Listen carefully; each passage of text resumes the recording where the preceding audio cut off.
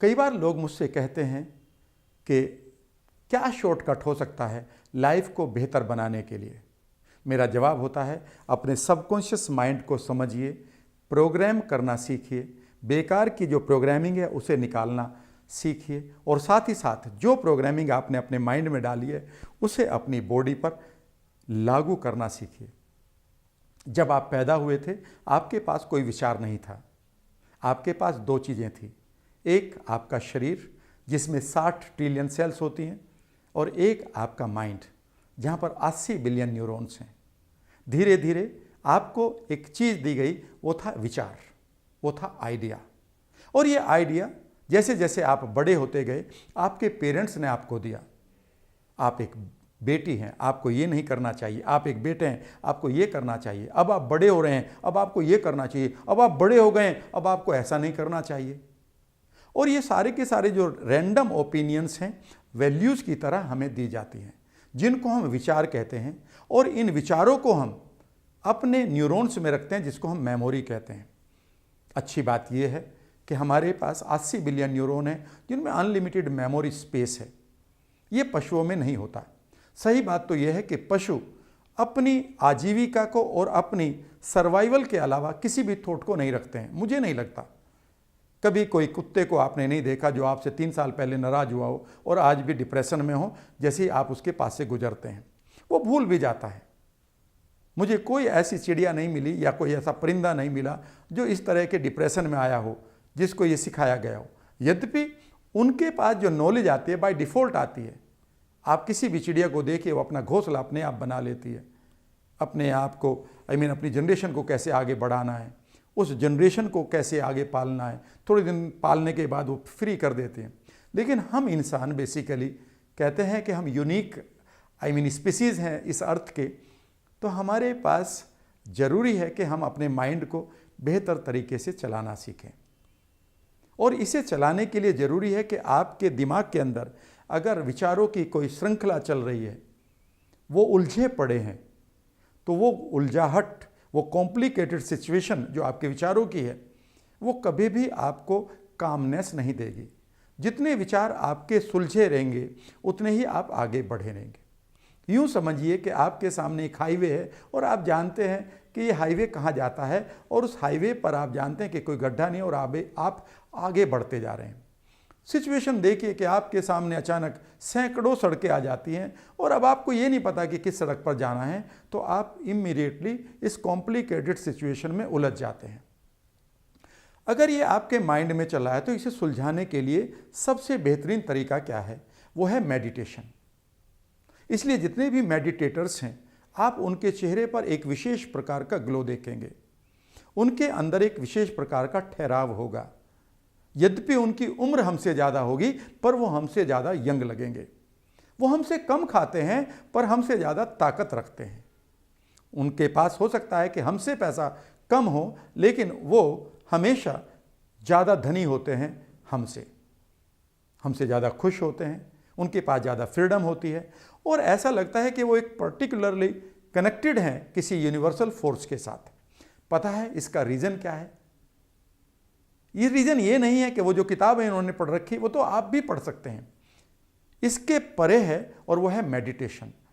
Meditation का मतलब है कि जब आप मेडिटेट करें और आप खुद के साथ जुड़ें, जितनी शक्ति आपको मिली है जब आप उसे बाहर की दुनिया में डिस्पर्स कर देंगे, तो यूं समझिए कि आपकी बाल्टी में 10 लीटर पानी है और अचानक आपने उसमें 50 छेद कर दिए हैं और वो चारों तरफ से पानी बह रहा है।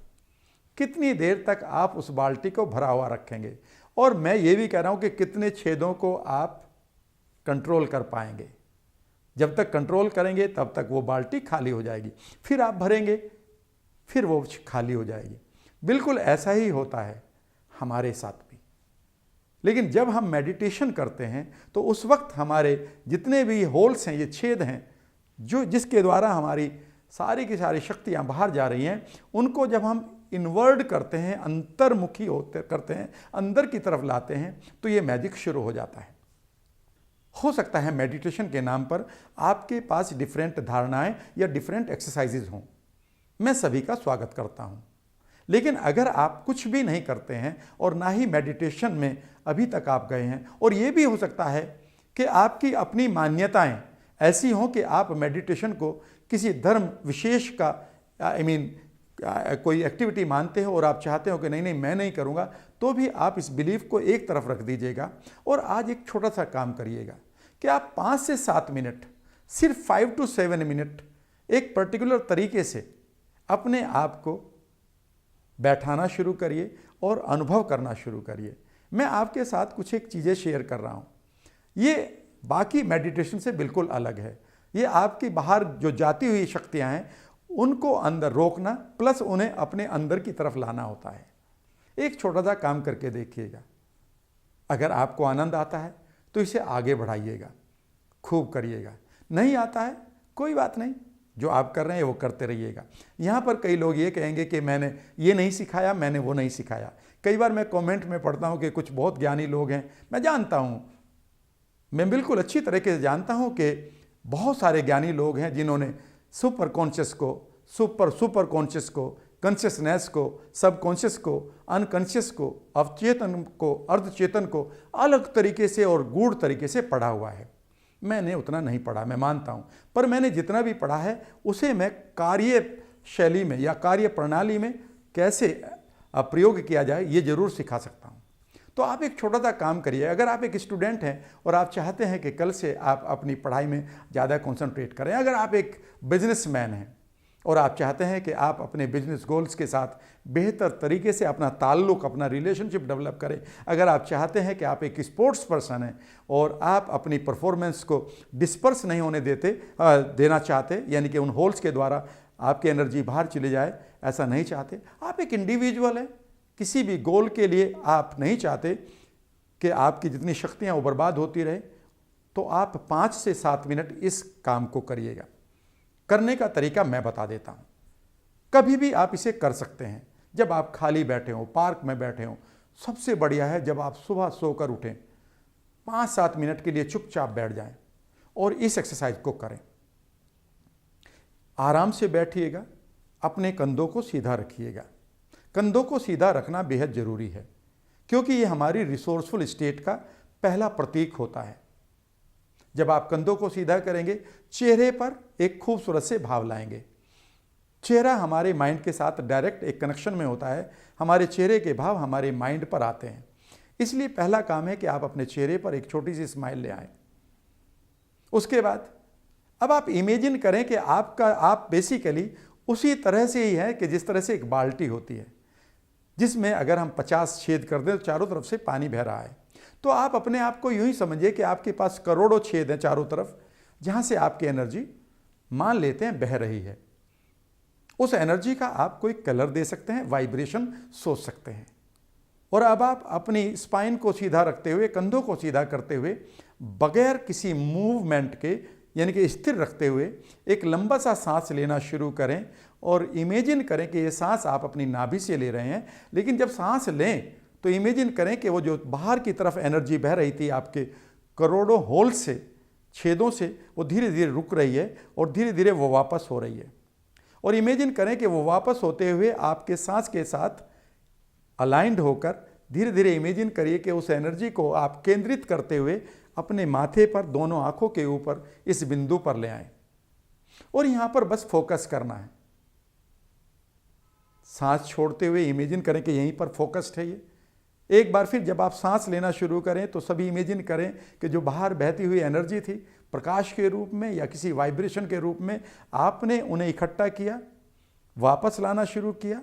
आपके पास एक रिवाइंडिंग टेक्निक आ गई है और अब आप इमेजिन करें कि जब वो इंटरनल वर्ल्ड में आपकी तरफ एनर्जी आ रही है तो होल्स भी बंद हो रहे हैं। और इमेजिन करिए कि उस एनर्जी को आप अपने सांसों के साथ अलाइंड करते हुए एक बार फिर उसे कहाँ पर करेंगे केंद्रित? अपने दोनों आंखों के बीच में, माथे के ऊपर। कम से कम आप इसे 30 से 40 बार करें। It is a matter of 7 to 8 minutes. उसके बाद आप आराम से कुछ एक देर रिलैक्स करें। ज़्यादा जोर मत डालने की कोशिश करिएगा आंखों के ऊपर।